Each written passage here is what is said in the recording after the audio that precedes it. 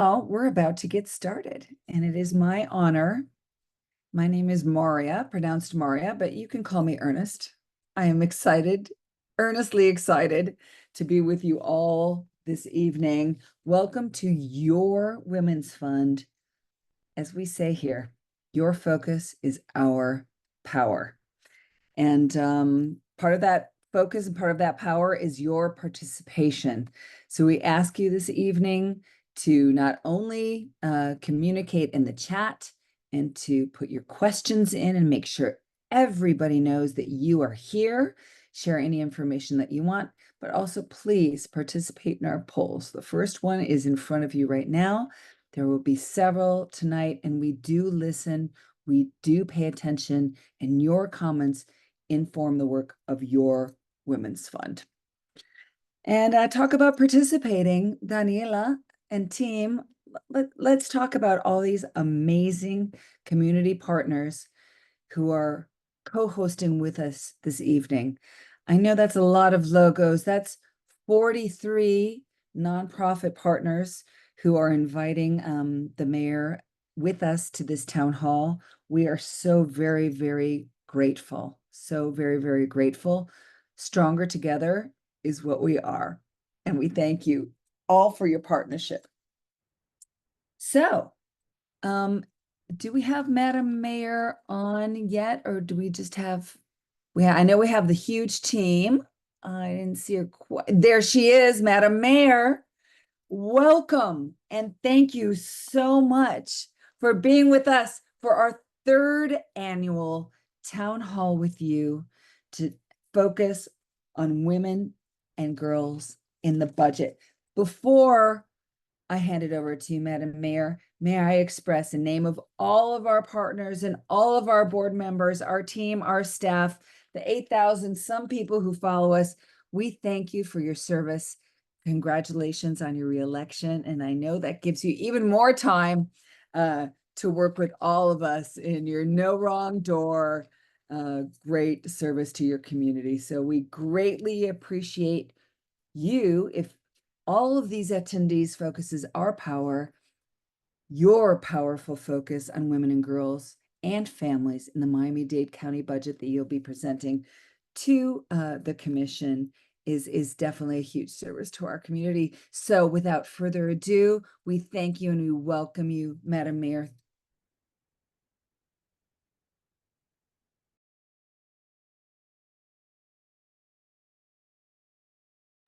And I'm going to fill up the space while the team highlights the mayor.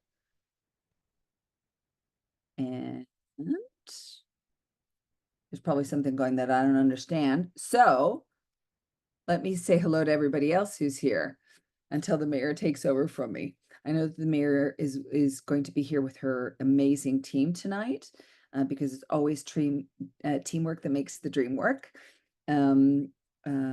Dr. Cassandra Arnold and many of the directors and the team will be here supporting the mayor after she welcomes us all. We have had a tremendous response in RSVPs this evening.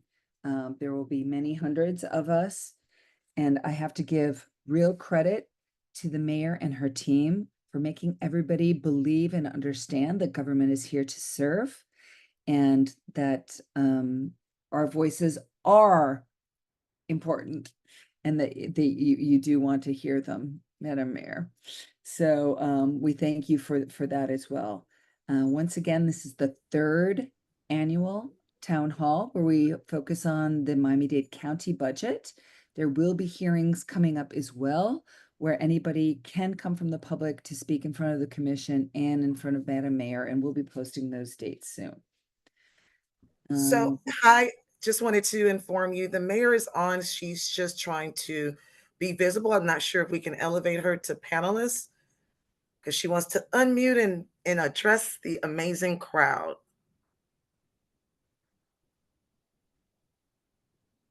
Yes, our team definitely on it.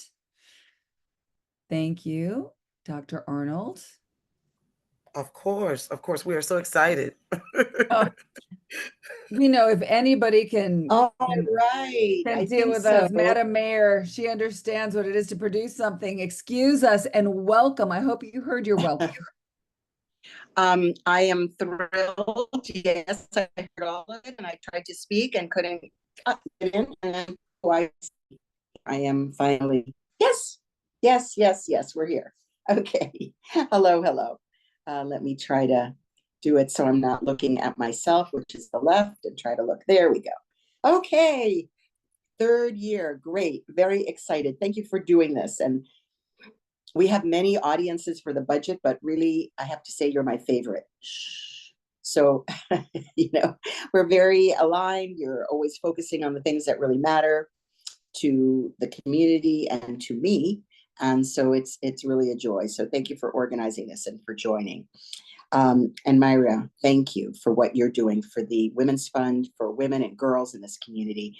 It is very inspiring. I am personally very inspired. And I think that every year you come up with priorities, you work them diligently, and you create momentum and movement for those key issues. So you're really doing a lot of things just the way they need to be. So hopefully we can give you some more information and some more tools so you can keep what is happening in the county in mind as you do your important work. So I know on this call, even though I can't see everybody, that there are some of our community's fiercest leaders, advocates for women, girls, and families. And believe me, we need you. We need you. So very, very critical to what our county does is support our families. I, by the way, believe that my responsibility is not just as mayor of Miami-Dade County's budget, but mayor of all of Miami-Dade County. So I just want to be clear, whether it's in our budget or not in our budget, or whether it's our jurisdiction or not our jurisdiction, if it's something that has to do with the health and welfare of our community, I feel that we have an important role to play. But specifically in this year's budget, we do include investments across the life cycle for families, from Head Start programs for our youngest and support of our older adults too, and college in between. So we've kind of covered the gamut. This is a future ready budget, meaning we are already in the future, and it prioritizes issues of affordability, because we know that's our Achilles heel right now, the high cost of living, especially housing, and especially creating opportunities. I believe that the rising tide should lift all boats. We are considered the most recovered economy in the country, and that needs to work for everyone, for our women and girls as well. And especially because women are the most important caregivers of children and of older adults as well. And they are the ones that really do take charge and make the most important investments in our children and in our future. So we are also going through a really difficult time in our history in Miami-Dade County. Because of the changes with these 5 constitutional offices, this is the most profound change in county government in its history. So I hope you'll understand that in the last couple of years, especially with support from the federal government, we've been able to do many, many creative things that we've had to kind of put back in the bottle a little bit. We've maintained level of service, so we don't want to decrease the county's level of service, but we were able to put money into some one-time programs, and we tried to be very clear that it would be one time with the hope that we'd be able to sustain them in different ways. But unfortunately, some of that programming is not continued in the budget because we have to prepare for these 5 offices. And what that means, and David will do it in more detail, is that these constitutional officers are essentially setting up their own government agencies. So we're hopeful that they're going to continue to stay aligned with us, and depending on who's elected, they will be good partners with us, and that's our hope and expectation. But it does mean that we're having to set aside some particular funds for some of this transition, while we also help our employees to feel confident that they're not going to lose their jobs, that they're going to be able to continue to do the important work even in these new offices. But that, of course, the future depends on who is elected. We do have a period for the sheriff's office, which is very helpful. And we do have union contracts in place that we believe should transition into these new offices to protect a good percentage of our workforce. And that is so very important, because if they all flee, then we're disrupting programs for the public and service to the public. And it's not good for them. It's not good for us. So our plan is no interruption in services to the people, serve everything that people expect and deserve, both from this transition and also from the current budget. So we have done a few things I want to highlight before David gets into more of the details. We launched our Zero Drownings Miami-Dade. That is critically important to offer swimming lessons in our public schools in partnership with the Children's Trust, the school system, and others. And we're expecting to reach 20,000 children within 3 years. And we're going to continue at that level for future generations. We live in paradise. There's water everywhere. And sadly, many people do not know how to swim. And we've had many tragic deaths, including drownings is the #1 cause of death for small children. So that is really shameful, and we have to do more. And this, of course, is reaching people who might not be able to afford private lessons and the like. We also held our 2nd annual Youth Mental Health Summit with Miami-Dade County Public Schools. And I have to say that I was shocked to learn at that summit that roughly 20% of our high school students have considered suicide. So we know that mental health is just incredibly critical issue for us. And I hope in my 2nd term to launch a collaborative effort across all of those who are concerned about and working on those issues to see how we can amplify those efforts and provide even more awareness and support. We also have the Blue Ribbon Children's Commission that was started a couple of years ago that created a roadmap for child success. And thank you for your active participation in that Women's Fund. And we promote early learning through quality childcare. We provide additional breastfeeding support. We're building up the resources available to our No Wrong Door comprehensive peace and prosperity center. So we are working at making all of our county offices No Wrong Door, where you can go in and you can find whatever services you need, even if they're not located. We'll be sure to get you there. And we've also developed streamlined trauma-informed assessment and intervention processes and protocols to prevent and treat adverse childhood experiences, or ACEs. So that's like a best practice, and we've incorporated it into our county programming and with our partners as well. So we're continuing to invest in our nationally recognized juvenile services department. We have a very low recidivism rate, one of the lowest in the country. And in the past 10 years, juvenile arrests decreased by 61%. So we're definitely doing something right, even though you may have seen that terrible news that our youth, once they're waived into the adult system, get longer sentences than if they were adults with the same crime. So we are also investing in our county workforce. And, and I have made paid sick and family leave for workers a priority since I was commissioner. We're going to try to move forward and improve maternity benefits in the county. That's on my wish list. David, pay attention. And so now some of the challenges that this budget is addressing. We know from the United Way's ALICE report that 34% of Miami-Dade's households are considered ALICE households, which means asset limited, income constrained, although they're employed. So this is above the state average of 32%. So we know we have a lot of people who are working hard. And I think I saw 50% of our residents are paying more than they should on housing. That's an extraordinary figure as well. So more than 1/3 of our county's children are living in households that are struggling to meet basic needs of housing, childcare, healthcare, transportation, and a phone plan. Phones, I just got my bill, very expensive. And there are major affordability challenges in our community. So housing and transportation combined are the hardest. And that's why we're continuing to invest in key priorities to usher in prosperity, opportunity for all. And we're keeping our millage flat. For the last 2 years, we were able to reduce the property millage rate. This year, we are keeping it flat, not raising it again. We know that people are struggling and don't want to pay more, but because of these uncertainties in the budget, it would be irresponsible to cut the budget further. Otherwise, we'd have to cut services. So we're continuing our historic investments in housing, transit, environment, and more to help ensure that our families can live and stay here. Education and support for youth through programs like Head Start, internships, school programs. The college scholarships that I mentioned, the Future Ready scholarships, we're guaranteeing anybody who's applying for a 2-year associate's degree, if they can't afford, we will make sure that they have zero tuition costs. And we're also focusing on women's health, especially for our most vulnerable women who are experiencing homelessness or domestic violence. So those programs are alive and well and increasing. Economic stability, obviously, keeping the lights on and career development. And of course, our chief heat officer, I don't know if she's on, many of you know Jane Gilbert. She is a global phenomenon. She is focusing particularly on the risk for pregnant women from extreme heat. We know that women and girls need to be deliberately included in the budget process so that we can have what really matters to us reflected. We need your help to get this budget passed.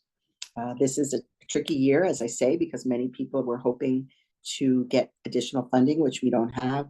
We have commissioners that have things that they might want to put in the budget, and we've worked extremely hard over many months to come up with a balanced plan, a prudent plan, and one that will allow us to continue providing basic services and also the gains that we have achieved. So if you're excited about what I'm sharing tonight, let our Board of County Commissioners know. There's no harm in coming down and saying, thank you, we like it. That would be great. And you can certainly attend and speak at the budget hearing. So you've already heard about that a little bit, and David can tell you more. Your voice and your advocacy truly matters. You are a powerful constituency group, a community group of activists that speak clearly and forcefully, and we need you.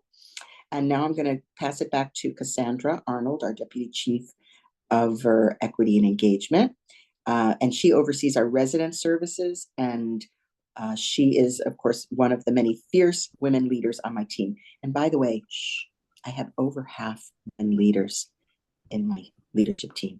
Okay, thank you so much, everyone. And I'll stay around for a while here. Thank you, Madam Mayor. Thank you, Women's Fund. Thank you for all the work that you do. I am so excited. Once again, I am Cassandra Arnold. I am the Deputy Chief of Staff, one of them who oversee equity and engagement, resident services, and Haitian outreach. As we shared earlier, this is not about me. It's not about the mayor. It's about you being an active participant, about you being engaged in this budget process. So I implore you, don't be a Zoom spectator tonight, but be a participant, be a partner of ours. For me, this is not transactional, this is transformational. So we want this to continue beyond just tonight. We want you to be an active member in our local government. So I'm excited. So without further ado, we can start the presentation. Just want to make sure it is up and ready. I'm not sure if the slide is showing, so I'm looking at myself. Just want to make sure the presentation is up. All right, awesome. All right, so let's get into it. Let me just make sure my screen is showing properly. Hold on 1 second. All right, y'all. So let's unpack the county budget. I want to start off with a little bit of a 101 on how the budget is structured at a high level. And then we'll go into some specific investments that we're excited about. So let's get into it. All right, one of my favorite illustrations, it is the budget pie. So when we talk about the county's 12 billion plus proposed budget, it is important to know that that's made up of both capital and operating expenses. So let's talk about the capital budget, right? That's made up of 37% of the budget and includes developments of our infrastructure, like our roads and county facilities. And then on the other hand, our operating budget makes up 63%. And this is how we fund day-to-day operations of all of our services, like our amazing transit system, water and sewer, and of course, the beautiful county parks we enjoy daily. And that includes funding our amazing, and I say again, our amazing 30,000 plus staff who serve almost 3 million residents each and every day. Now, let's dig a little bit into the constitutional offices. This year's proposed budget looks a little different. That's because we are preparing for a major transformation of local government as our 5 constitutional offices roll out in January 2025. For those who may remember, or maybe not, in 2018, Florida voters approved Amendment 10, which creates a fully independent and elected supervisor of elections, property appraiser, clerk, and tax collector, along with a transition to our first independent elected sheriff since the 1960s. Although these offices are independent, we were required to fund them from the general fund, which we estimate may cost about $30 million just in the first year. Now, this year, we're working hard to make sure that we're prepared for this transition so that when January 2025 hits, you will notice no service interruptions. You will get the same service you expect and deserve. Now, let's look at that dollar bill, y'all. So, as the mayor shared earlier, we're proud of this proposed budget. It builds on the tax cuts of the last 2 years, bringing the tax rate to a historic low while continuing to invest in our people's priority, which is key to our administration. We're also working every year through forums like this and so many throughout the year on budget materials that we put out to explain our budget in a more clear and accessible way and to bring the community into the process. That's why this meeting is all about you. It's about your engagement, your feedback on the things that we're doing great and maybe areas that we need to improve on. So what's different about this here? If you'll notice is that purple chunk outline that you'll see in that image, and it outlines the constitutional offices as I explained earlier. These funds go towards creating the offices and making sure that they are staffed and resources. As I mentioned earlier, you will not notice an interruption in your services. When these new elected officials take office, they will determine the budgets they need, which again will be primarily funded by our county's general fund. Now let's talk about some investments, right? Our continuing investments. Okay, so let's really get into some details. I'm going to highlight the investments in women and families that we're making in our proposed budget. And then we can get into some discussion, which is the fun part, the part that's really about you, the engagement piece. As the mayor put it, we're proposing a future ready budget that prioritizes affordability and opportunity for women and families. Here's a couple of ways that we're doing that. Looking at Head Start, we're continuing our deep investments in Head Start and early Head Start with $88.6 million secured this year to provide essential, no cost wraparound services, not just to children 0 to 5 years old, but also to their families, roughly 5 million more than last year. This includes full day, high quality educational programs, support services for children and special needs, free breakfast, lunch, and snack. We know how snacks are important, parenting, curriculum, employment assistance, and training for families, and many other benefits. This proposed budget includes more than 1,200. I'm going to say it again, 1,200 early Head Start and 6,000 Head Start slots, y'all. So we're doing the work and we want to continue to make it better for all families and women. Now let's talk about women's health. As you know, women continue to face gender-based violence at a disproportionate rate. So we're investing $1.5 million in women's health by providing substance abuse treatment, conducting hundreds of substance abuse assessments, and diverting women referred to by drug court to outpatient programs. Now, let's continue to talk about how we support our working families. According to our Women's Commission annual status on Women's Report, women in our county still experience a more than 20% wage cap across all educational levels, y'all. Support for working families, when you read between the lines, means support for working women.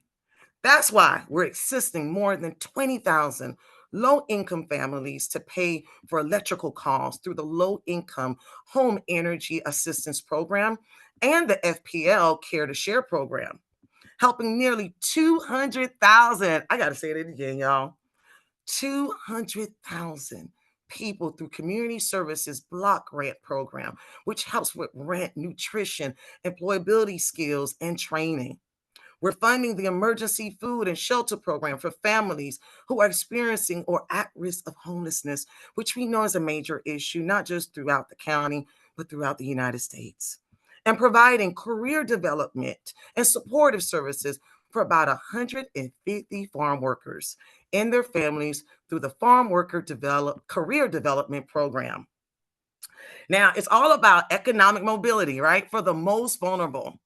So we're also providing economic mobility to lift up generations of women, especially those who need it the most, providing direct financial support to approximately 950 survivors of domestic violence, human trafficking, and sexual assault for essential needs such as food, clothing, transportation, housing, and relocation are basic needs.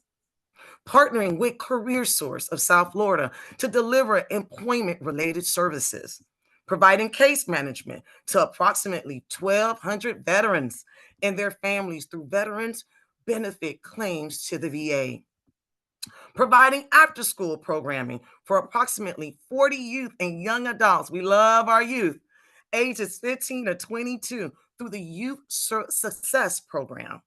This is a wraparound program that includes not only academic support, but social emotional learning and leadership development.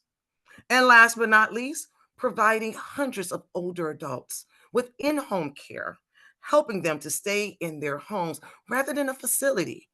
That may be adult daycare and meal services, nearly 500,000 meals per year. 500,000 meals per year. Can you imagine the impact to our families and older adults? And when we're looking at education, we're investing in education from cradle to college. And that includes our continued support for youth internships. That is why, through our Fit to Lead program, through our Peace and Prosperity Plan, and funding from the CASEUS Arena naming rights deal, we offer living wage summer and school year jobs to hundreds of young people across our county. We continue focusing these investments in the communities most directly impacted by gun violence. And we recently launched one of my favorites, our Zero Drownings Miami-Dade County, to serve 20,000 children annually with life-saving drowning prevention classes. As a first-time mom, this is dear to my heart. And this hits home as we know critical children need these learning lessons when it comes to drowning, the impact of drowning in our community. And housing, well, finally, I want to talk about the two biggest expenses for most households: housing and transportation. We know how that impacts us. It affects women, especially so, who are more likely to be single parents and sole breadwinners and rely on public transit. Housing remains a top priority, not just for you, but for all of us. This year, we will continue to implement the Mayor's Historic Homes Plan, accelerating construction to affordable housing. We must incentivize and build our way out of this. Under our administration, with county funding, 3,000 plus affordable housing units have already been built. Got to snap on that.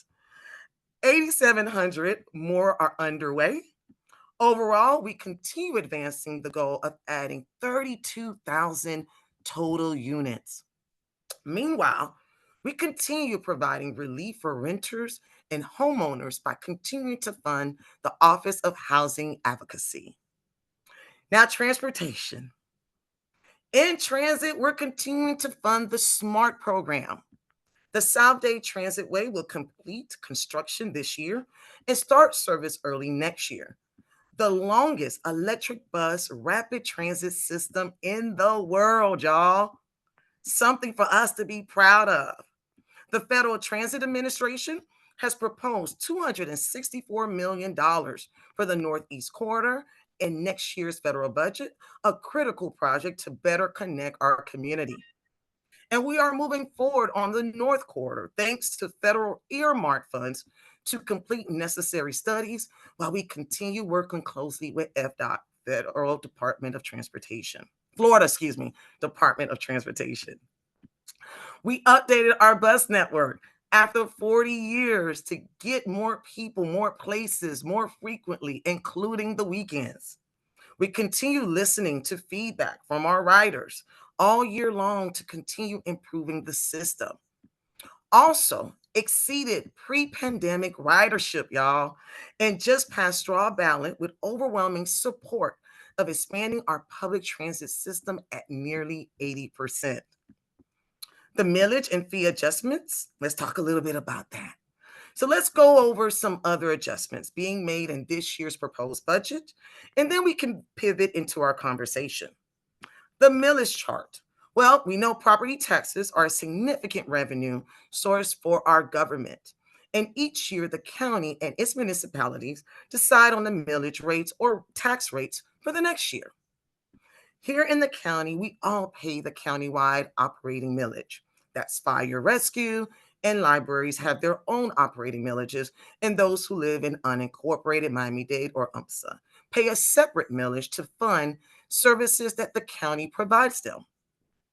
Well, the mayor recommended maintaining a flat millage rate to ensure we can cover the cost of the new constitutional offices, especially in this transitional year.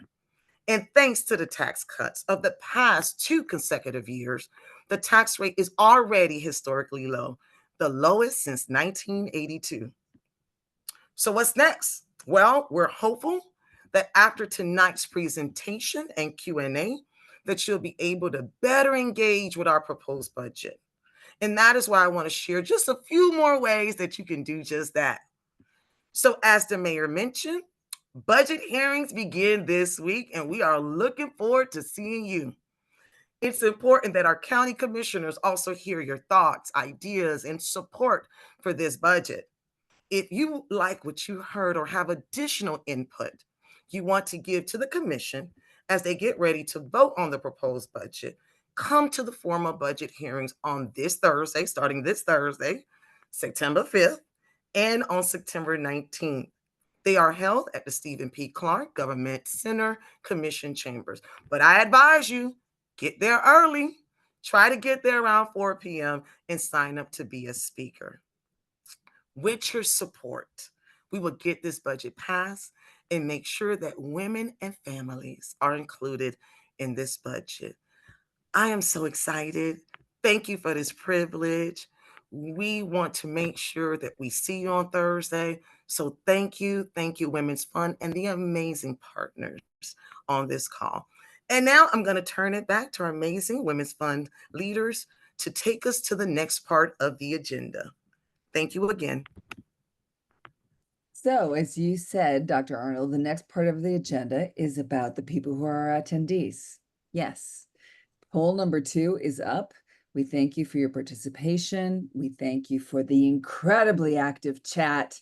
And that is just the tip of the iceberg. What an engaged, brilliant audience we have in the house to see you, Madam Mayor. And thank you so much once again.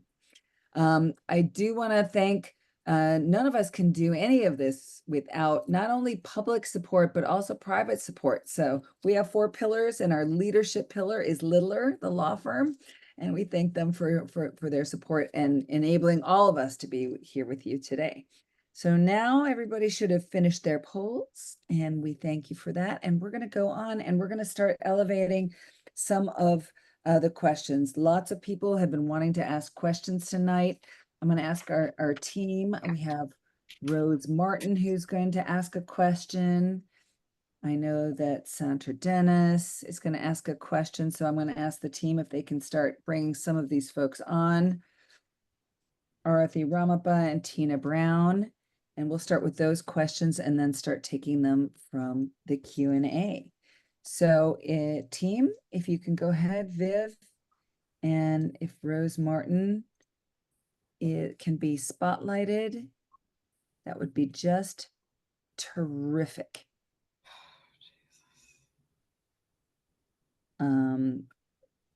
Want you all to know that this is Rose Martin from the Miami-Dade Commission for Women.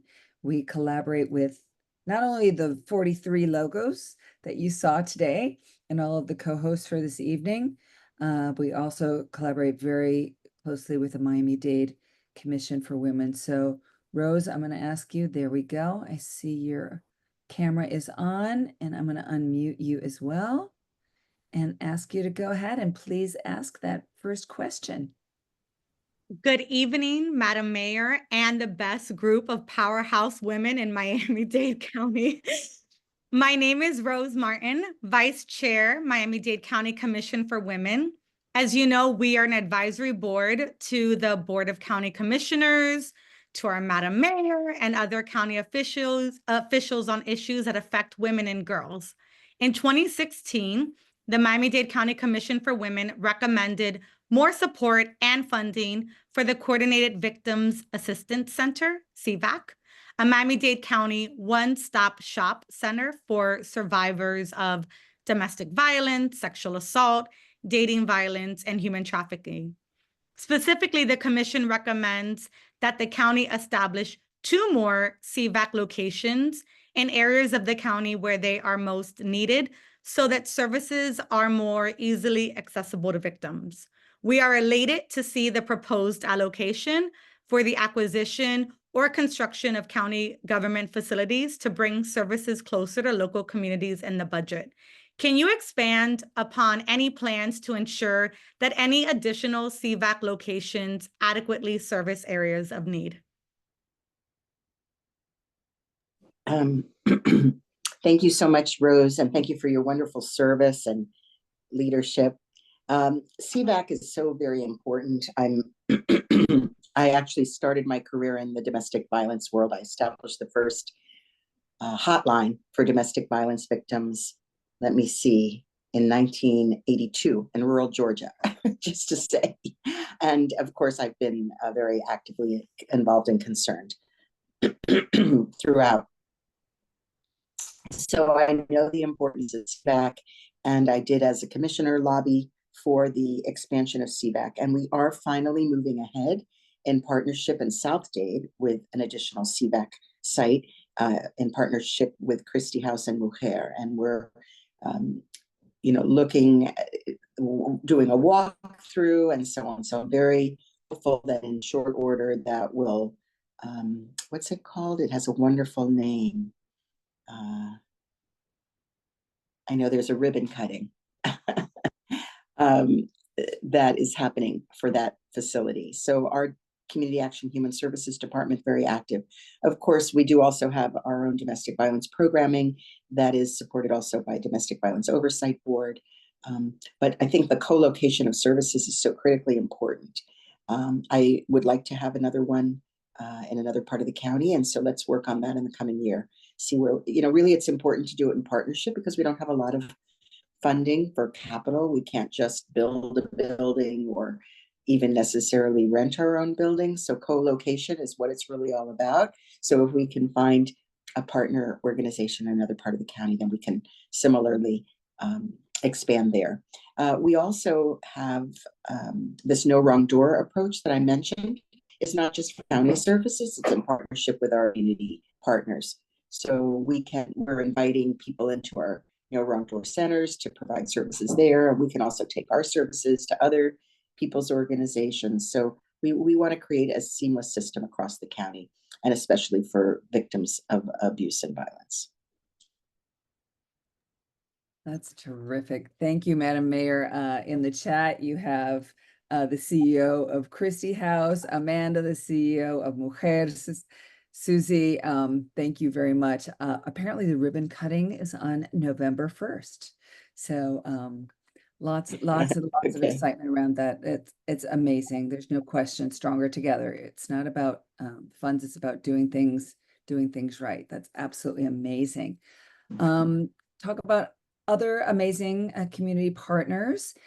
Sandra Dennis from Miami Worker Center is with us this evening. Sandra, if you can turn your camera on, we invite you to ask the next question. We'll unmute you too.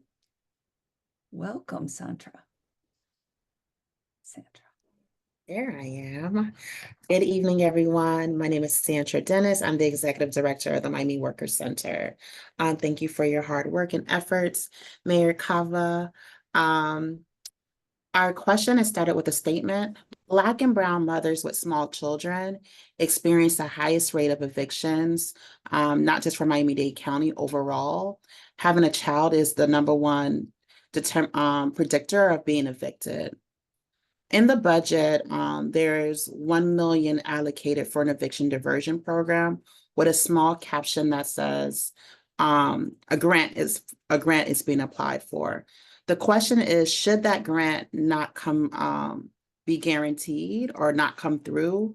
What will be allocated to the eviction diversion program?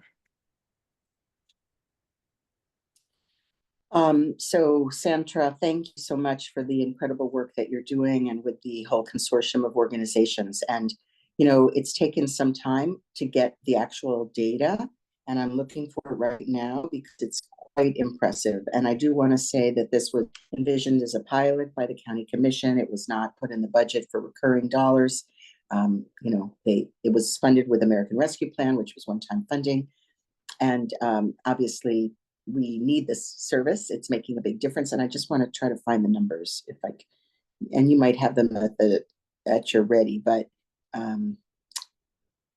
maybe you could tell us, Sandra, some of the outputs as well that were recently provided to me. Do you have that handy? I can pull it up in just 1 second. Yes. Okay. So, you know, basically, you know, I review every month eviction statistics, and we're talking like between 300 and 500 families per month are being evicted in Miami-Dade County. And each of those numbers represents, like you say, a majority of people who are the most vulnerable and most disadvantaged, really. And so I feel very proud that this pilot has been able to make a substantial difference for the people who've been represented. And I do want to say that the worker-centered piece of it, which is outreach, which we did push for, is very important because people don't know their rights and they don't know that there's even help available, much less know where to go for help. So I think the fact that you've exceeded your goals, I think, I don't remember, like something like 1,500 doors that you knocked on to talk to people about their rights, when we were expecting, you know, a small fraction of that in the deliverables. So I think, again, you've really proven the value. Now, at the time when we were putting the budget together, I had been told that the funds had not been expended. And, you know, we're dealing with a terrifically difficult budget year, as I've explained, with many things that we started that we can't continue. So I said, I actually pushed myself to put in, at least as a placeholder, some additional continuation, thinking that the funds would not have been expended. Now I've been told that basically the funds have been expended by the end of the fiscal year. So I am going to try to add more dollars to that. You know, we started talking about it with some of the commissioners. You know, I propose a budget, they pass a budget. And so they do need to understand that it's making a difference. That's really what I would say to you. I know you're planning to come and have many people come and speak. I think the most important message is that we can ill afford to have more homeless people. We have about 1,000 homeless people right now, the latest count. And of course, we're working feverishly on that because we also have an October deadline after which it will be illegal to be homeless.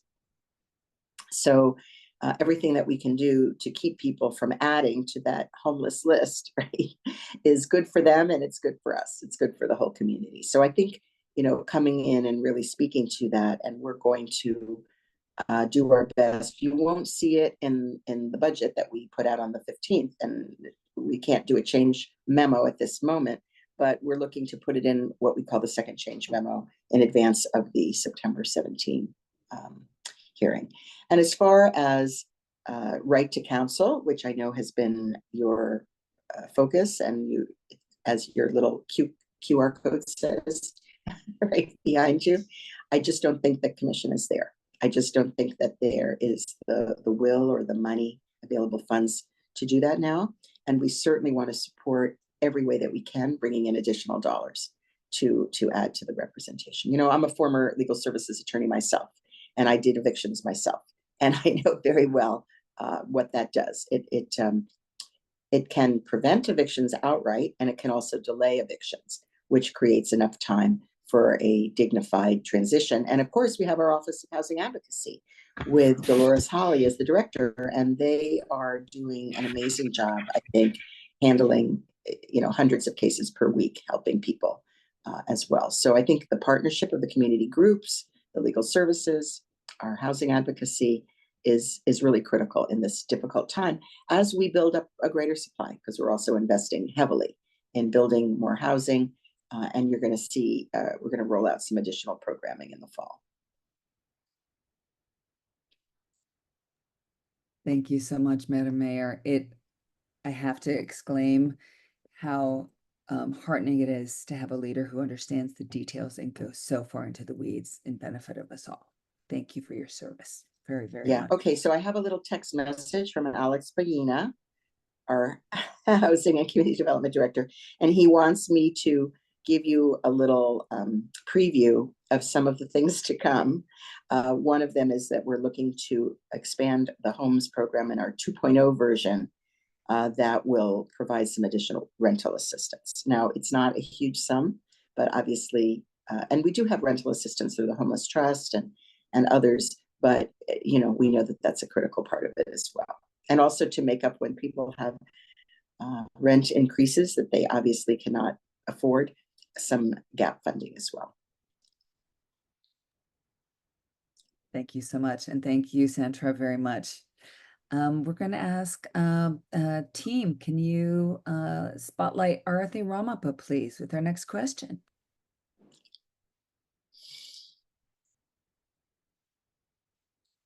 Welcome, Arathi. Thank you. Congratulations, Madam Mayor, on your re-election. We are so excited to have you as our mayor. Thank you. And thank you for everybody coming out today. There are so many just powerhouses on this Zoom. It's pretty amazing. You've always been a forward thinker, and you were one of the primary sponsor of the Status of Women report. And we appreciate that, and we thank you for that. And here at the Women's Fund, in the last 3 to 4 years, we've really delved into research. And last year, we launched the Gender Equity Index, which is a score that shows where women are, when it comes to equity within our county. And we're at 52 points, and we want it to be at 100. And it's based on a number of different metrics that fall under our 4 pillars. We also just recently launched the self-sufficiency standard tool that talks about how much income a person needs to make to just have basic needs in Miami-Dade County. What I want to ask you is, how will you and other policymakers use these tools when it comes to decision-making and in the budgeting process and future budget, because I know not for this budget, but in the future for the budgeting process? And how can we help you at the Women's Fund, you and your staff, use these tools when it comes to decision-making?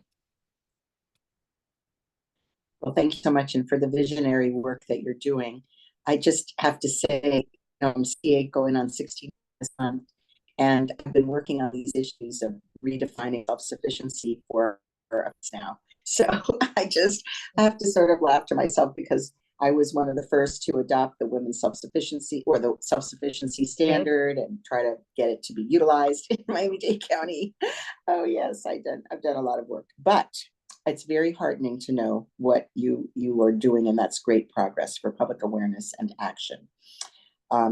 And I understand as well that some of the data that was shared with me is that to reach a point of self-sufficiency, you would need to work basically 150 hours a week at minimum wage to be able to support a family. I know. And Alice is another way that we look at this, right? It's pretty shocking, right? So how will we use it? Well, I will tell you that when we designed the homes plan, we didn't look at minimum wage. We didn't look at poverty levels. We looked at 140% area median income. So that's basically middle class. Of course, depends on how you feel about it, right? Because middle class here, middle class someplace else could be very different. But we recognized, and we got some criticism for it, because obviously the people who are at the bottom scale, much further to go in meeting basic needs. But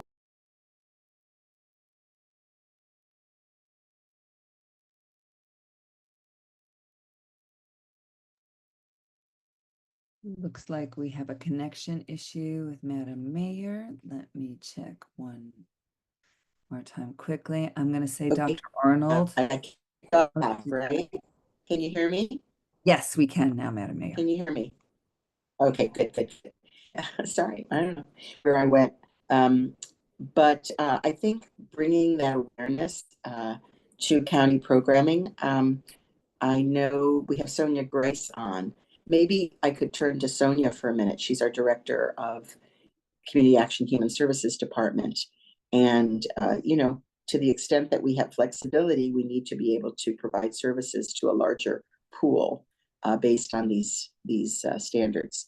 Sonia, could you elevate Sonia to Yes. address that? There we are. And Madam Mayor, when you went, your camera went. So I don't know. In the meantime, while Ms. Grice is speaking, maybe you want to check that. Ms. Grice, welcome. Good evening. Good evening. How's everyone? Great. If you'd like to turn your camera. Yeah, let me see it. My light, hold on, my light just went off in here. And you're back, Madam Mayor. Good to see you.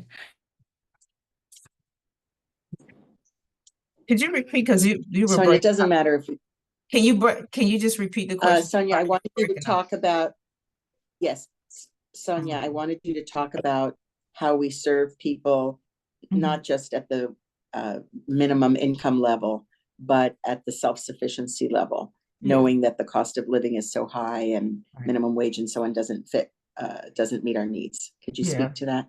Yeah, so just with the mayor's support, I can share with you, when I started in this department, we had staff that have been temporary employees for over 20 years. And it just didn't make sense to the mayor when I shared it with her. So she actually allowed us to elevate the staff by increasing their income. We had drivers with CDL licenses that were making $11. So we were able to increase that to $15. The other part we have, and most of our drivers, believe it or not, are women. The other part of that is that most of the staff that were temporary employers, of course, were head of households that were also women. And so we were able to elevate them as well.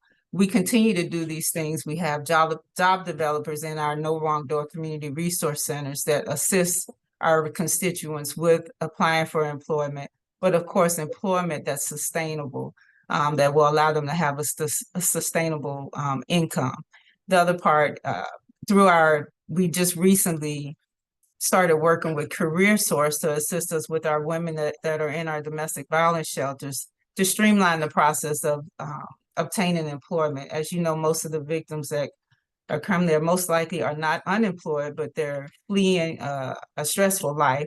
But we're trying to work with Career Source to make sure that they assist us with sustainable employment as well for the victims, the former victims. So those are just some of the things that we're doing. Again, in Head Start, we also assist the mothers of our Head Start kids. We help them get an education along with employment. We have several employees here that have worked their way up through the ranks, that of course have started as a Head Start mom, but now have a master's degree in early childhood education. And so those are some of the amazing things that we're doing within COSI, of course, with the mayor's support. Yeah, I thank you for bringing up about our own employees, because that was a great embarrassment to me. We also had many employees that were part-time so that they weren't getting paid leave.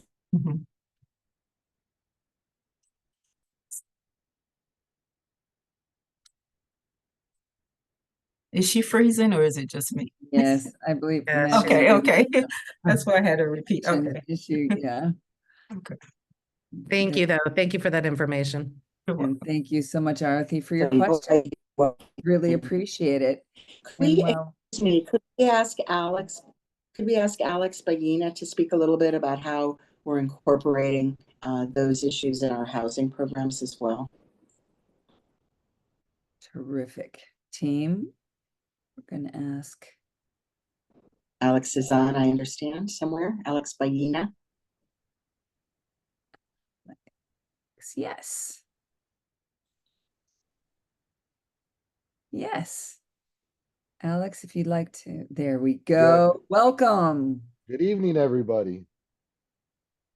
Good evening. Thank you. So thank you, Madam Mayor. Yeah, so what we're doing in all of our programs is, affordable housing, as the mayor previously said is, it all depends where your income range is. So what we have is we're allowed to go up to 140% of AMI in most of our products that we offer, not only from a housing perspective, but from assistance that we're able to provide. So that's important, because affordable housing is your teachers, your firefighters, your nurses, and you got to be able to live close to where you're working. I always tell everybody, a nurse can't issue an IV over Zoom, right? So they need to be close to where they're working. So we're really looking at partnering up and making sure that we're able to provide a large scale of housing within all levels of our income ranges. That's why we're a big proponent of mixed income developments. That way we have a little bit of low income, moderate, and high income, which not only spurs economic growth in the community, but also enables more housing opportunities to be financed so we could get more units and more construction going. I hope that answers the question. Terrific. Thank you very, very much. Madam Mayor, with your permission, we will now ask CEO of Overtown Children and Youth and Honey Shine Program, Ms. Tina Brown, to be spotlighted. Welcome, Tina. Excuse me, let me just say something before I get knocked off again. I seem to have disconnected like a half dozen times. So if I do get disconnected, we have quite a great team on to help answer any questions. Just want to make that clear. We appreciate you. You're so And hi, there for Tina. us, Madam Mayor. Thank you. We know you're there for us. You got it. Tina, good evening. Good evening. Thank you, Mayor Cava, for all that you do for our community. It's so great hearing from you and your team today. I wanted to just ask a question as it relates to an update on the separate budget that you've allocated for CBOs. I know that in past our organization, we've gotten funding, but I know that there's a separate budget, and just wanted to find out if there were any updates. The funding has been tremendous to our organization and many organizations across Miami-Dade. Thank you so much, Tina, and for the great work that you do at the Overtown Youth Center. And most recently, wraparound services for people living in subsidized and public housing, which I think is so incredibly valuable and a great partnership for us with PHCD, Public Housing Community Development. So, I'm a former grantee myself. I know very, very well how that works. And, it's been 10 years without an update in the grants. So hopefully we're finally through a process. Linda Schottefer has been leading the effort.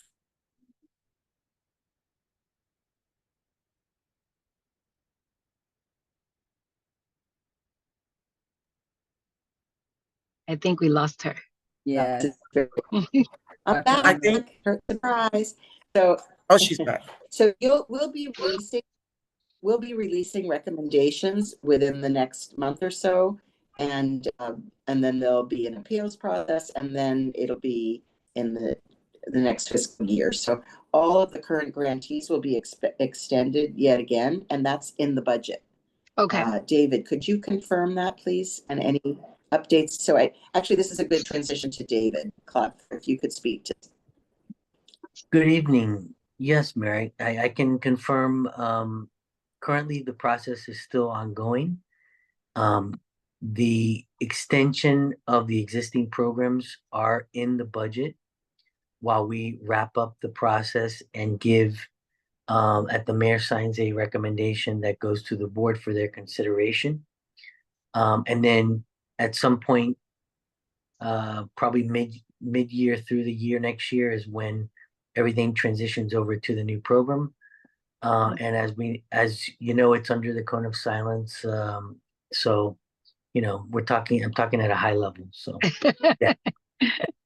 Thank you so much. Very much appreciated. Very much appreciated. Now we're going to switch over to, there are many questions that have been posted in the Q&A, and I'm going to go to those first. It's harder for you all in the audience if you've been posting some of them in the chat. The chat is very, very large. So easier if you would repost your questions, please, in the Q&A. And I'm going to start with the first one. So Betsy is asking, will the new Miami sheriff, who will be now elected, oversee children in foster care, or those might be placed in foster care? I guess the question is, there any changes now that the sheriff will be elected? Is there somebody, the mayor or someone on our team who'd like to take that question? If the mayor's not on, David, would you like to share that role?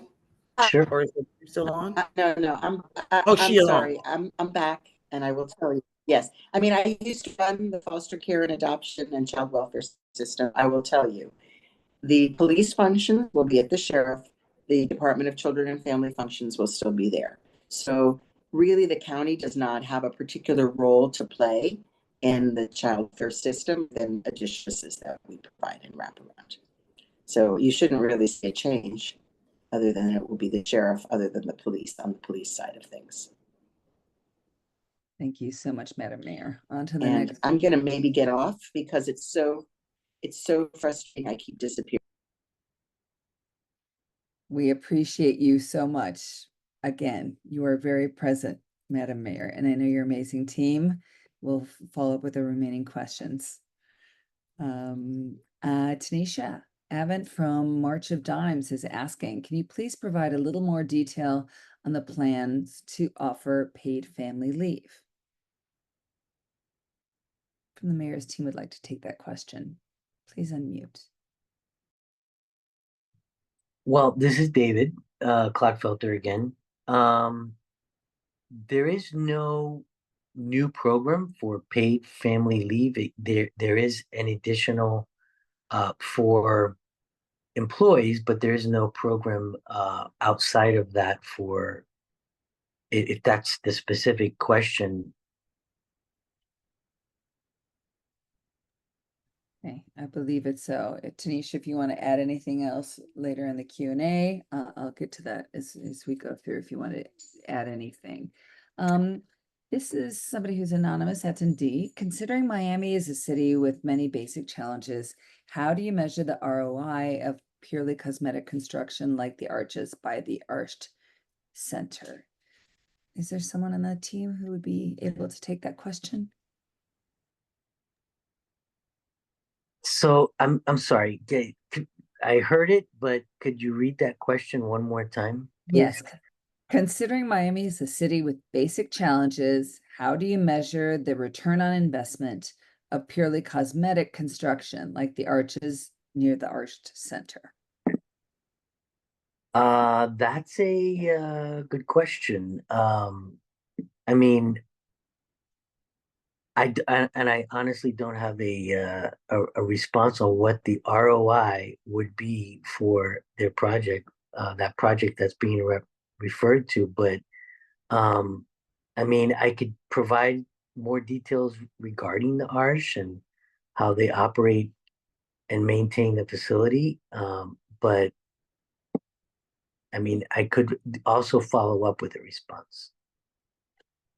Great. I think it's not the Arched itself. I believe it's the highway, the arches The that are under construction. Okay, so that Front is of the that arch, near the bridge. arch. That Yes. bridge is a state project.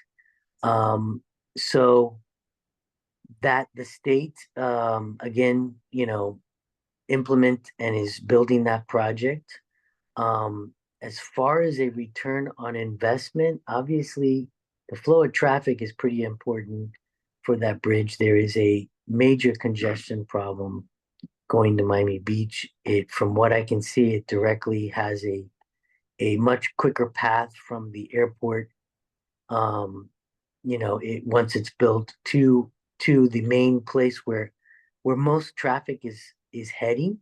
Most of the tourists is heading to South Beach and downtown area. So in my view, the benefit is for the tourist and not having so much congestion on the lower streets. But other than that, I mean, I'm sure there's an economical explanation too, as when they put the scope for that Thank you, project. David. I think your colleague Jason Smith, also from the mayor's office, is also supporting here, saying, I think that's a state project, correct? So that's a Department of Transportation issue. It wouldn't be in the mayor's county budget. So we appreciate the question and we appreciate the teamwork. I'm going to go through the Q&A questions first, and then Viviana, yes, hopefully we'll have time for some people who have their hands raised.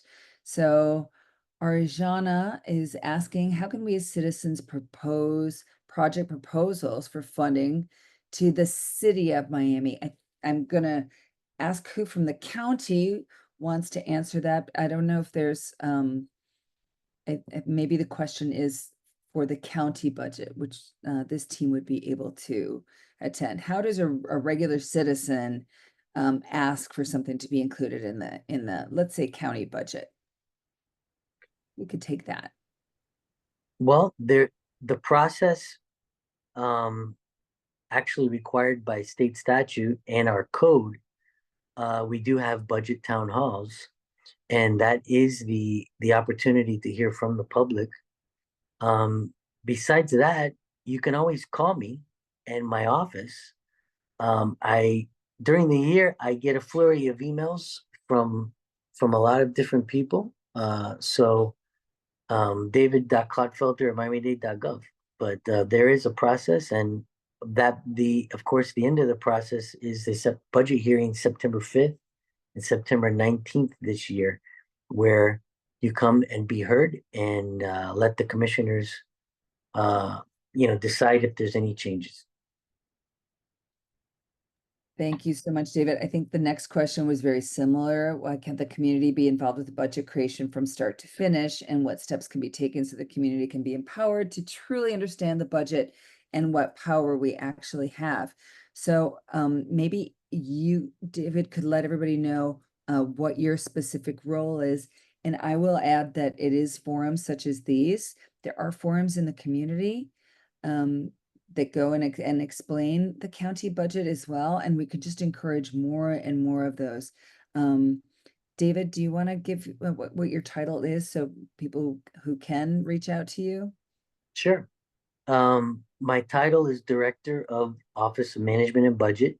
The miamidade.gov/budget is our main website, and my information and contact information is also there. But I'm basically responsible for the delegation that the mayor delegates the responsibility to me for the chief budget officer activities as defined by the state. And that's basically fancy way of saying I'm responsible for putting together a proposed budget for the mayor and the budget process overall and meeting the state requirement for the county. Thank you so much. Again, with anonymous attendees, why as a working class individual would I want to take out time to come to a hearing on a weekday when the board won't bother to look at me while I plead and beg for basic human rights?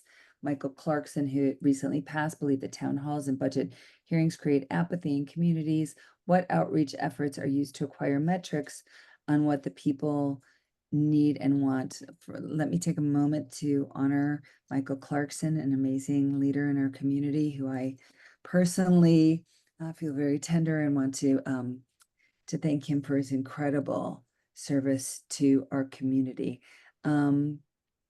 I think the really specific question here for the team is what outreach efforts are used to acquire metrics on what the people need and want. If somebody from the team wants to address that first, and then I'll say something about what the Women's Fund is doing to get metrics. Well, there's different ways of doing that besides town hall meetings. I mean, we've sent out in the past when we could do certain specific activities related to prior bonds, whether it be separate town halls, mailings. There's been other community meetings that I myself have attended and that have been part of a process that commissioners request to have before something comes back in front of them for a vote. And then there's, of course, items that are placed on the ballot, getting feedback from the voters. I'll support that. And Oh, I was going okay. to say, and I want to add to that, outside of the budget, the mayor, we have an equity and engagement team, right? Out of her 4 pillars. Oops, sorry about that. The Women's Fund is a place for mothers, Listen, working so mothers to now have you their know the babies. hustle, That's as great. you know, the hustle, right? Outside of the budget, for us, as I mentioned earlier, this is transformation. This is ongoing for us. So within equity and engagement, we have staff that also engages year-round with CBOs, with the faith community, with small businesses, large businesses, sponsorships, older adults, mental health, disabilities, Haitians, all things, right? Affinity groups, the Women's Fund. So for us, engagement is not just this opportunity. Engagement for us is year-round through our department. As you all know, from 4 of the mayor's pillars, 2 of them is equity and engagement. So we want those on this call to know that for us, we're in the community day in and day out. So this is not your only opportunity to share feedback on the budget. Whenever you see us at an event or whenever you need to talk to us, in addition to, of course, David and his team, you also have the engagement team, which falls under the mayor's office.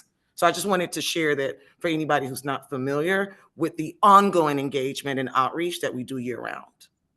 Thank you, Dr. Arnold. I know a lot of the staffers are here also, and many of our regular members have found that the doors have been open to the Yes. many. And you brought up, and I'm sorry to interject, thank you for mentioning, there's a lot, all of the staffers, as a matter of fact, just so you all know who represents what group, because this would be very helpful. We have Michelle Johnson, who works with our CBOs and faith groups and churches. We have Pat, who works with our sponsorships, our Chamber of Commerce and larger businesses and et cetera. We have Jason, our director of equity, right? You're looking at it from a procurement lens, right? What does equity look like amongst our minorities, women, et cetera, right? For vendor and county partnerships and county contracts. We have Akila, who has been amazing. She has been our lead on planning these budget town halls and virtual budget sessions, who is our engagement coordinator. Trayvon, we like to call him our youth ambassador, all things youth and young adults. And then, of course, we have Brenda, who is our equity and engagement manager, who oversees mental health, older adults, and disabilities. So if at any point, and I see Michelle saying hello to everyone, so at any point you need any one of us, please feel free to reach out and we will share our contact information in the chat. That's terrific. Yes. And I do agree. The whole team is amazing. And I'll ask our team to add, talking about the metrics, we do have this Miami-Dade self-sufficiency standard, and that is a tool that's free on our website. There are quite a few tools. And once again, the mayor's team has been very open regarding heat protections for families. There's definitely the chief heat officer. And we thank you very much for those comments and those questions. Lane Shackridge asks, does any funding go to the Women's Emergency Network to enable women who desperately need to travel out of state for abortions to do what they feel is right for their bodies and lives? Abortion is healthcare and the need is great. WEN provides critical support to women and families. By the way, I'm not related to this organization. Is there any county funding for any organizations like the Women's Emergency Network? David, that's probably for you. Sorry, I was unmuting. There is funding in the CBO program. And I off the top of my head, I do not know specifically for that organization if they are on the existing list. But as the mayor said before, there were a lot of additional one-off allocations that were not included from the rescue plan. But that agency does not ring a bell off the top of my head. But the main funding source for community business organizations is this CBO programming, which is under a revamping or a restructuring, as was mentioned before. Okay, thank you. And would that be, is there anybody who from the team who can post that access the contact for the drowning prevention program? It looks like somebody, don't see the name of the organization, but also is interested in connecting for their facility. So if one of the team members could put that in the chat, that would be terrific. I'll There's add it to the chat. brilliant. This is Sonia Grace. I'll add it to the chat. Thank you, Sonia, very much. Thank you, Ms. Grace. Lakeisha Grace is saying, Mayor Cava, with the human trafficking rates and ride-sharing assaults increasing in Miami-Dade, it's important we have essential drivers to be members of our community. She's talking about a beauty supply company, delivery company specializes in essential beauty runs. Again, maybe the team can talk to somebody who would be the right connection for Miami-Dade County for this organization to speak with. ESE Express. Somebody from the team, I think, would be the direct connection, right? Dr. Arnold and David, I'll let you take that one. Are there any is the county having any breakdown investments within the budget to highlight demographics, socioeconomic groups, gender, and districts? I'd like to answer that. Dr. Arnold? David, would you like to take that since it's dealing with budget line items or any allocations towards those areas? So our volume 1 is pretty, it's chock full of information, but we have not broken out, other than residents, and population, we do not break out those details in the budget. I could look to see, where I can get that information to do so, but it currently does not break it out that way. There's a question from Ruth Januel. What resources are being allocated for immigrant women and girls and their families who are migrating from places like Haiti, Venezuela, etc., who need extra support? Is there something for immigrant services? Yes, there is. In Community Human Services Department, there is, and I'm looking up the Office of New Americans. Yeah, I know Sonia probably can touch on that, David, unless you want to add some context to it. Yeah. No, go ahead, Sonia. No, I'm sorry, I missed the question. Trying to get the contact number for drowning prevention. Forgive me. Sonia, it's about resources for new Americans, immigrants coming into the county. So we mentioned the Office of New Americans. Ona? Yeah. So I have Kathy Bird who oversees that division, and we typically have TPS clinics throughout the county. We have we do not provide the service, but we partner with attorneys that can provide the information. So I can put that in the chat too if you want, and just that way they can understand some of the services we provide. We actually have a huge, a big event on September 18th at the Government Center as a welcoming event for new Americans. So I can also share that information too. And that way we can link the new Americans to services that are needed, such as the work permit and the TPS clinics. Thank you so much, Okay. Ms. Grace. Ms. All right. Grace. Alex Ballina, the next question is for you, sir. My question from Romania Dukes is what is your plan to relocate seniors who are being affected by gun violence on a daily basis? And do you see this as an emergency, and see that this is an emergency for them to relocate as soon as possible? Thank you, and thank you, Romania. Yeah, so we'll have to figure out a game plan. Part of the problem with that particular property is it's not a county-owned property. It's a private development that is subsidized through a HUD contract.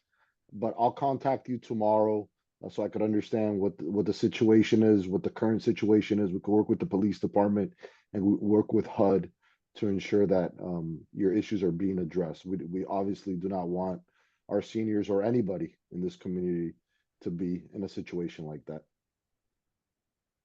Thank you so much. The next question from Susie is housing is a critical need, especially for long-term housing. Are there any plans to possibly designate Section 8 vouchers for domestic violence victims, especially those with children? So I'll take that one again, right? So our Section 8 wait list is based on a wait list. So our wait list for our Section 8 program opened up in February of this year, and we had an extreme amount of applicants. 132,000 applications were filed, and we only have availability of 5,000. If you are a current Section 8 participant, yes, contact our office, and you will initiate a transfer based on that situation. But we cannot issue vouchers just for that particular reason unless you are on the current wait list. Thank you, Alex. Another housing question. Are there any plans to build modular housing, which I understand is a lot faster and less expensive to build? Very good question. So we are always looking at opportunities of how we could build quicker. We do have some modular buildings that have gone up throughout Miami-Dade County. We are working with a lot of the new innovations that are out there in the building world, right? But part of the problem with a lot of these modular housing is that they have to be approved under South Florida Building Code by our building department. But we are looking. The biggest challenge that we face here in Miami-Dade County, I always like to tell everybody, is that we have the Atlantic Ocean to the east, we have the Everglades to the west, alligators and sharks. So we don't have a lot of land where we could actually build en masse. And that is one of our challenges. So how we have to build in a lot of areas is we have to build up, we have to build vertically, and that becomes more expensive. And modular housing per se, well, we can't do that in those areas. Thank you so much. More housing. More housing. First, thanks for the updates relative to housing. What is the percentage of funding that's being proposed in the budget to address our aging housing stock and to remedy existing unsafe structures in our county, especially where renters are currently living, like Lincoln Fields? So I don't know if David wants to take the overall piece of the housing, but we do have a lot of programs within our department that helps. We have a NOAA grant, which is for naturally occurring affordable housing. We have weatherization programs, not only in PHCD, but in CASD and through MD that helps with that. We also have one of our most popular programs right now, which is a condo special assessment program, which provides a 0% loan to those residents that are being affected right now by special assessment in their condo. Some of these are $100,000 because of all the state rules and regulations that have come up. So we have programs for those particular programs.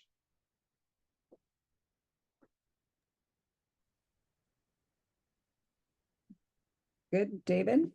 Yeah, I think Alex summed it up pretty well. Perfect.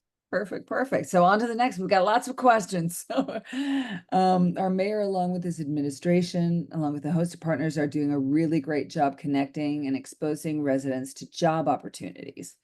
Are there provisions in place to address underemployment with women as well?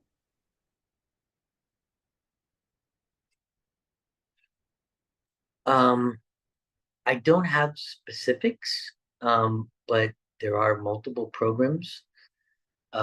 I would have to follow up with a response on what exactly that is.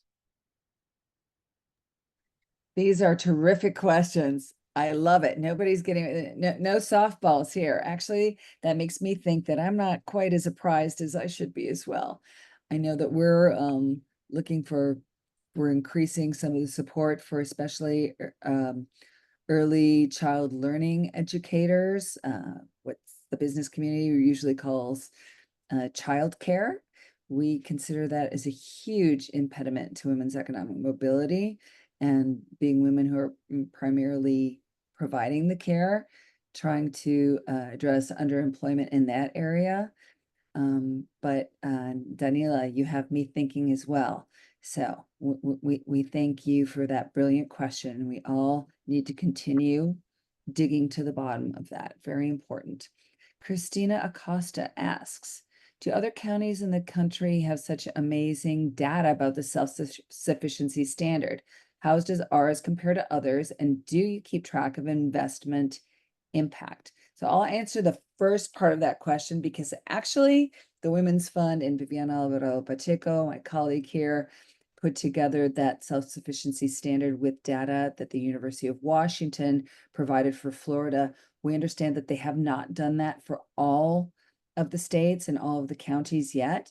But as soon as they opened it up to Florida, your Women's Fund was here to turn it into something that we could all understand. And that tool is on our website. And we ask you, team, to just one more time, throw it in there. Keeping track of investment impact, that would be a question for you, I believe, David. So monies that are invested by the county, do you keep track of that impact, or can you? Well, we do have a program. What we do is we set up performance measures by department and division and or unit. So we do have performance indicators that keep track of data and related to programming that we spend this money on. So depending on where the program is located, so we do have a lot of data. With the 2 minutes we have left, quickly, Alex, Baina, please, what about converting housing that already exists, like repurposing structures to make more homes? Very good question, right? So that's called adaptive reuse. We're looking at everything in terms of what we have in our inventory to maybe utilize some repurposing of older buildings. There's a lot of conversation that's been had in terms of maybe converting old hotels into units, right? So you could have to rent. It's kind of low-hanging fruit, as they say, because the structure's there. We're also looking at maybe converting office space that you could do like a live work type of play, that there's older buildings with a massive footprint. Maybe you could incorporate some housing and have some office space as well. And we're also in the process of a major program where we are rehabilitating our public housing portfolio. So our public housing portfolio, our average age of our public housing portfolio is over 50 years old. It doesn't get federally funded enough, but we've made a major commitment, and we're bringing a lot of units online. When we first started about a year ago, we were about 88% occupied. Now we're up to 96% occupancy, and we have about 700 units right now that are going under substantial rehabilitation. And our public housing wait list will be opening up most likely in October or November. And that's going to be another opportunity for our residents to be able to apply and secure some housing that's going to become available. That wait list hasn't been opened in 10 years. Okay, so Wow. we're going to have some additional opportunities, not only with the Section 8 that we opened in February, but now with the public housing wait list being opened up. Amazing. In the last seconds that we have left, the last question, I'm so sorry. Oh, we have so many more questions. I apologize. Can you quickly address green spaces, especially in areas like Brickell? Well, the current underlying project is continuing and funded in next year. They're going to be going towards completing, I think it's phase 3. And there are green spaces in smaller parks and or regional parks that the Parks, Recreation, and Open Spaces Department is working on. Number one, addressing a lot of projects, addressing life safety and or, basically refurbishing these parks, some of the areas that haven't been touched for many, many years. So there are several projects for that. I am so sorry the time is up. Maybe there are 3 more questions that we didn't get to. I don't know if anybody in the team wants to type an answer to them.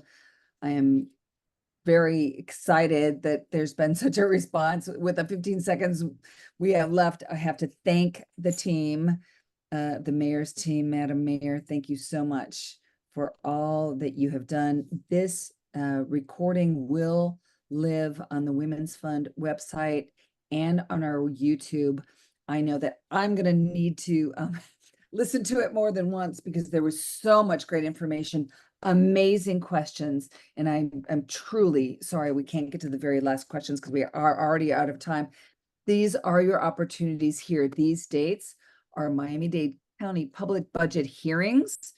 They're at Government Center there. There's parking that will be free that day, free of cost, but they do encourage folks to use the Metro Rail. Again, we thank our board, our staff, our amazing community partners. You're just phenomenal, all of you that are here. We ask you to continue leveraging the resources, not only the self-sufficiency standard, but all of the different data that we have here on our website. We have advocacy trainings that you're all invited to every single year for the public and our community partners. So please do know that we are also here at your service. And we hope that you join us next month for our monthly Impact Collaborative that will be talking about some very poignant subjects as well. And once again, womensfundmiami.org, you can sign up and for free.